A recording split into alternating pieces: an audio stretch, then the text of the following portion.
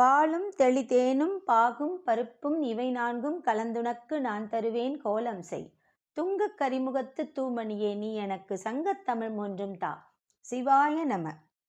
மாணிக்கவாசக பெருமான் சிவபெருமான் தன்னை ஈர்த்து ஆட்கொண்ட அந்த மகிமைய பாடி பரவசப்படுறார். இன்பமும் துன்பமும் இல்லானே உள்ளானே. என் பெருமானே, உனக்கு தனியா ஏதாவது இன்பம் இருக்கா, துன்பம் இருக்கா அப்படின்னா இல்லை. உனக்கு இன்பமும் இல்லை, துன்பமும் இல்லை. இந்த இரண்டுக்கும் அப்பாற்பட்டவன் நீ. இன்பமும் துன்பமும் ஆகிய இந்த இரண்டும் இல்லாதவனே. உடனே அடுத்த வார்த்தை சொல்றாரு, உள்ளானே அப்படிங்கிறார். உனக்கு இன்பமும் துன்பமும் உள்ளது. எப்படி உள்ளது அப்படின்னா, சிவபெருமானை வேண்டுறாங்கல்ல அடியார்கள்லாம். தனக்கு துன்பம் வரும்பொழுது சிவபெருமானை வேண்டுறாங்க. மார்கண்டேயன் என்ன பண்றாரு, என்றும் 16 அப்படின்ற ஒரு வரத்தை வாங்குறாரு இல்லையா. அவங்க அம்மா அப்பா பயப்படுறாங்க. மார்கண்டேயனுக்கு 16வது வயது ஆரம்பித்த உடனே அவங்களோட தாய் தந்தை அழறாங்க. போய் கேட்குறார் மார்கண்டேயன், என்ன ஆச்சு, ஏன் அழறீங்க, ஏன் உங்க முகத்துல சந்தோஷம் இல்லைன்னு. அவங்க அப்புறம் இந்த உண்மையை சொல்றாங்க. தவம் இருந்தோம், சிவபெருமான் எங்களுக்கு இப்படி சாய்ஸ் கொடுத்தாரு. 100 ஆண்டுகள் வாழற மோசமான மகன் வேணுமா, 16 ஆண்டுகள் வாழ்கிற தவப்புதல்வன் வேணுமான்னு நாங்க உன்னை கேட்டு பெற்றோம். நீ இவ்வளோ ஞான கொழுந்தா இருக்க, சிவபக்தனா இருக்க, உன்னை நாங்க இன்னும் 1 ஆண்டுல இழந்துருவோன்னு அழறாங்க தாய் தந்தை. உடனே இவர் என்ன பண்ணாரு, கவலைப்படாதீங்க, நான் நமச்சிவாய மந்திரம் சொல்லி காப்பாத்திடுவாரு என்னை இறைவன் அப்படின்னு சிவபெருமானை போய் வேண்டுகிறார் அல்லவா. 16 வயது முடிந்தோடனே யமதூதர்கள் வராங்க. அவங்களால மார்கண்டேயனை அண்டவே முடியல. அதை போய் சொல்றாங்க யமதர்மராஜா கிட்ட, எங்களால அண்டவே முடியல, எங்களால இந்த குழந்தைய எடுக்கவே முடியலன்னு. உடனே யமதர்மன் அல்லவா எருமை மீது ஏறி வருகிறார். இங்க பார்த்தா சிவனை எல்லாம் கட்டி பிடிச்சிட்டு நமசிவாய மந்திரத்தை ஓதிய வண்ணம் இருக்கிறார் மார்கண்டேயன். ஆனா டைம் முடிஞ்சாச்சு, கிளம்பு அப்படின்னு பாசக்கயிறை வீசுறார் இல்லையா யமதர்மன். உடனே சிவபெருமான் என்ன பண்ணார், என்னுடைய பக்தனை நீ பிடிக்க வரியான்னு அப்படியே ஒரு பாசக்கயிறை பிடித்து இழுத்துட்டு இடது காலால் ஒரு உதச்சி ஆனானப்பட்ட யமதர்மனை மூர்ச்சையாய் விழறார் இல்லையா. பூமாதேவி போய் கெஞ்சுறாங்க, இப்படி இறப்பெல்லாம் நின்றுட்டுனா நான் எப்படி பூமி பாரம் தாங்குவேன்னு. அதனால மனம் கனிந்து திரும்பவும் யமதர்மனை எழுப்பி விடுகிறார். அப்ப சிவபெருமான் என்ன செய்வாராம், தனக்குன்னு இன்பம் துன்பம்னு எதுவும் இல்லை, தான் படைத்த தான் காத்து ரட்சிக்கின்ற இந்த ஜீவன்கள், இந்த நம்மள மாதிரி இருக்கிற அடியார்கள் பக்தர்கள் கஷ்டப்படும் பொழுது, உருகி வேண்டும் பொழுது நமக்காக அவர் கீழே வந்து இந்த இன்பத்தையும் துன்பத்தையும் அனுபவிக்கிறார். அதனால உனக்கு இருக்கு, இந்த பக்தனுக்காக நீ எல்லாத்தையும் அனுபவிக்கிற. பெரம்படி பட்டையே எதுக்காக, எனக்காக நீ வந்து பெரம்படி பட்டையே, மண் சுமந்தாயே புண் பெற்றாயே அப்படின்னு சொல்றாரு உருகி போய். இல்லானே உள்ளானே, உனக்கும் இன்ப துன்பம் உள்ளது. எதுக்காகனா பரமாத்மாவாகிய நீ கருணை கொண்டு கீழே இறங்கி வந்து நாங்க அனுபவிக்கிற துன்பத்திலேருந்து எங்களை காப்பாற்றி எங்களை ரட்சித்து நாங்கள் இன்பம் அடையும் பொழுது எங்களை மகிழ்வித்து மகிழ்பவன். அதனால இன்பமும் துன்பமும் உள்ளானே. அன்பர்க்கு அன்பனே, உன்மீது நாங்கள் ஈடில்லா அன்பு கொண்டிருக்கிறோம், காதல் கொண்டிருக்கிறோம், பாசம் கொண்டிருக்கிறோம். அப்படிப்பட்ட எங்களுக்கு அன்பனாய் உள்ளவனே.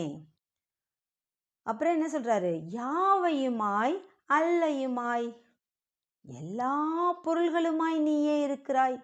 இங்கு அங்கு இனாதபடி, அங்கு இங்கு இனாதபடி எங்கும் நிறைந்திருப்போம் நீ. எங்க பார்த்தாலும் எல்லா பொருள்களிலும் நீயே நிறைந்திருக்கிறாய். அப்ப பொருள்களுக்குள்ளதான் இருக்கியா அப்படின்னா அல்லையுமாய், இல்ல பொருள்கள் இல்லாதவும் நீ இருக்கிற.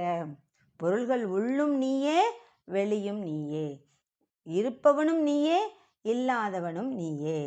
அப்படிப்பட்ட நீ எப்படி இருக்க, ஜோதியனே. எல்லா பொருள்களுமாய் அவை அல்லாதவையுமாய் வேறுமாய் நிற்கும் சுடர் ஒளியானே. தீபச்சுடரே, ஒளி விளக்கே அப்படின்னு சொல்றார். அப்ப நீதான் ஒளியா அப்படின்னா துன்னிருளே, செறிந்த இருளாய் இருப்பவனே. அது மட்டும் இல்லை, இருளும் நீதான். எங்க இருள் வரும்? மனிதர்கள் தான் அப்படின்ற அகம்பாவத்தில் ஆணவம் கொண்டு இருக்கும் பொழுது அந்த மனசு அப்படியே இருட்டா இருக்கு. அந்த இருட்லையும் நீ என்ன பண்ற? கொஞ்சோண்டு ஒளி விளக்கு எரிகிற. ஆனா நீ எப்படிப்பட்டவன்? ஜோதியனாகவும் நீயே இருப்பாய், துன்னிருளாகவும் நீயே இருப்பாய். தோன்றா பெருமையினே, நீ அப்படியே எங்க கண்களுக்கு தெரியுறியா? புலன் ஆகாத பெருமை உடையவன் நீ. எல்லாருக்கும் தெரியல. நீ முரண்பாடுகளாக இருக்கிறாய். எல்லாம் பாருங்க, இன்பம் துன்பம், இல்லான் உள்ளான், யாவையும் அல்லையும், ஜோதியும் துன்னிருளும். இப்படி நீ எப்படி தெரியுமா இருக்க? முரண்பாடுகளுக்கு சொந்தக்காரனா இருக்க. ஆதியனே அந்தம் நடுவாகி அல்லானே, நீயே ஆதி, நீதான். அப்படி முன்னாடி என்ன சொன்னாரு? உனக்கு தோற்றமே இல்லை, நீ எங்கேயுமே தோன்றலைன்னாரு. இப்போ என்ன சொல்றாரு? தோன்றா பெருமையினே, நீ தோன்றவே இல்லை. அப்போ நீ தோன்றி இருந்தா உனக்கு அம்மா அப்பா யாரு? எங்க தோன்றின? எங்க பிறந்த? அதெல்லாம் ஒன்றும் இல்லையே. உனக்கு யார் தாய் தந்தைன்னு தெரியல, எந்த ஊர்ல எப்போ பிறந்தன்னு தெரியல. அப்பனா என்ன அர்த்தம்? தோன்றா பெருமையினே, நீ தோன்றவே இல்லை. எங்களையெல்லாம் தோற்றுவித்தவன் நீ அல்லவோ. ஆதியனே அந்தம் நடுவாகி அல்லானே, நீ எப்படிப்பட்டவன்? இதற்கெல்லாம் அப்பாற்பட்டவன். நீயே ஆரம்பம், நீயே முடிவு. அப்ப நடுவுல என்ன அப்படின்னா, நடுவுலையும் நீதான். ஆதியனே அந்தம் நடுவாகி, தோன்றியவன் நீதான், ஆரம்பத்திலும் நீதான் இருக்க, முடிவுலையும் நீ இருக்க. அப்ப நடுவுல எங்க அப்படின்னா அங்கேயும் நீதான் இருக்க. திரும்ப உடனே முடியுது, அல்லானே, இதற்கெல்லாம் அப்பாற்பட்டவனே. ஆதி அந்தம் நடு, இதற்கெல்லாம் அப்பாற்பட்டவனே, இவற்றையெல்லாம் கடந்தவனே. இந்த இடத்துல ஒரு தத்துவம் சொல்றாங்க. என்னன்னா, கடல் நம்ம பார்த்தோன்னா அந்த மேலே என்ன இருக்கும்? அப்படியே அலைகள் அலை அலை அலையா அலை அலையா வரும் இல்லையா? அசைவு தெரிஞ்சுக்கிட்டே இருக்கும். அப்படியே ஏறி ஏறி இறங்கும் இல்லையா கடல் அலைகள். அது மாதிரி இந்த உலகத்துல மனிதர்கள் போய் போய் வந்துட்டு இருப்பாங்க, பிறப்பாங்க, வாழ்வாங்க, சண்டை போடுவாங்க, வாழ்வாங்க, சந்தோஷமா இருப்பாங்க, கடைசியில இறந்து போவாங்க. இப்படிதான் இந்த உலக வாழ்க்கை இருக்கும், அசைஞ்சுக்கிட்டே இருக்கும். அது எப்படி? கடல் அலை மாதிரி. அதே மாதிரி தான் நீயும் இறைவா, நீ அசைஞ்சுக்கிட்டும் இருப்ப, நகர்ந்துக்கிட்டும் இருப்ப, ஓடிக்கிட்டும் இருப்ப. எங்களை ஆட்டுவிப்பவன் நீ, அதனால ஆடிக்கிட்டும் இருப்ப. கடல் எப்படி மேல் பரப்புல அசைவும் போக்குவரத்துமா இருக்குதோ அதே மாதிரி நீ இருப்ப. ஆனா அதே கடல் அடியில எப்படி இருக்கு? அமைதியா இருக்கு. எந்த ஒரு சலனமும் இல்லை. அப்படியே ஆழமான அமைதியா, எந்த அசைவுமற்றி கடல் இருக்கும், கடலோட அடிப்பகுதி. அதே மாதிரி நீ என்ன பண்ற? செயல் உற்றும் இருக்கிறாய், செயல் அற்றும் நீயே இருக்கிறாய் அப்படின்னு சொல்றாங்க. இதை தான் சிதம்பரம் கோவில்ல 2 மூர்த்திகள் உணர்த்துறாங்க அப்படின்னு சித்தாந்தம் சொல்லுது. என்ன சொல்லுதுன்னா, அங்க யார் இருக்கா? தில்லை சிவபெருமான் கோவில்ல யார் இருக்கா? நடராஜர் கோயில்ல இந்த பக்கம் போய் நேரா பார்த்தோம்னா நடராஜர் அப்படி ஆடிக்கிட்டு இருப்பார். அப்படி இந்த பக்கம் திரும்பி பார்த்தோம்னா கோவிந்தராஜ பெருமாள் சயனித்து கொண்டிருப்பார். பள்ளி கொண்ட பெருமாள் நமக்கு காட்சியளிப்பார். இது என்னன்னு சொல்றாங்கன்னா, அசைவற்று இருந்தபடி தன்னில் திருப்தனாய் இருப்பவர் கோவிந்தராஜ பெருமாள். அசைவில்லாம, எந்த செயலும் இல்லாம அப்படியே அமைதியா ஆழமா உறங்கி கொண்டு செயலற்று இருப்பவரே அந்த கோவிந்தராஜ பெருமாள். ஆனா இந்த நாடு செயல்படணுமே, ஆடணுமே, பாடணுமே, செயல்கள் நடக்கணுமே அப்படிங்கிறதுக்காக நடராஜ பெருமான் என்ன பண்றாரு?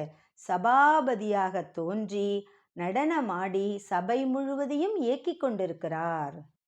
அதே சபாபதி என்ன பண்றாராம்? பின்பு நிர்குண பிரம்மனாகவும் இருக்கிறார்ன்றாங்க.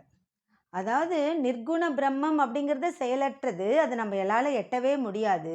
அதுதான் சிதம்பர ரகசியம்ங்கிறாங்க. பிரபஞ்சமயமாயுள்ள சகுண பிரம்மத்துக்கு பிரபஞ்சத்தில் உள்ள இன்ப துன்பங்கள் யாவும் சொந்தமாகின்றன. அதுதான் சகுண பிரம்மம்ங்கிறாங்க. ஆடுறாரு இல்லையா, ஆடிக்கிட்டே இருக்கார் சிவபெருமான்.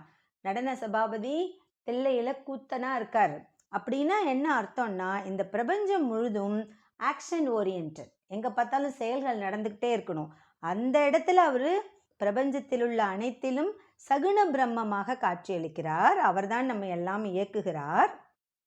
நம்முடைய இன்பத் துன்பங்களே அவருடைய இன்பத் துன்பங்கள், நமக்கான சந்தோஷம் துக்கம் எல்லாம் அவருக்கும் உண்டு. எதற்காக? நம் பொருட்டு. ஆனா அவரே என்ன பண்றாரு? நிர்குண பிரம்மமாகவும் இருக்கிறார். அப்படின்னா இன்பம் துன்பம் எதுவும் அவருக்கு இல்லை. அது அவரை அஃபெக்ட் பண்ணல. அந்த நடராஜ பெருமானை அஃபெக்ட் பண்ணல. அப்ப என்ன செய்யறாரு? இன்பத் துன்பமும் உண்டு, இன்பத் துன்பமும் இல்லை. இதையே அவங்க சகுண பிரம்மம் நிர்குண பிரம்மம் அப்படின்னு விளக்குறாங்க. அடுத்தது என்ன சொல்றாரு? ஈர்த்து என்னை ஆட்கொண்ட எந்தை பெருமானே. வரிசையா சொல்லிட்டாரு. நீதான் இன்பத் துன்பம் இல்லானே, உள்ளானே, அன்பருக்கு அன்பனே, யாவையுமாய் அல்லையுமாய் சோதியனே, துண் இருளே, தோன்றா பெருமையினே, ஆதியனே, அந்தம் நடுவாகி அல்லானே அப்படின்லாம் சொல்லி முடிச்சுட்டு, ஈர்த்து என்னை ஆட்கொண்ட எந்தை பெருமானே. இவ்வளவு சிறப்புகள்லாம் பெருமைகள்லாம் வாய்ந்த பெருமான், நீ என்ன பண்ண?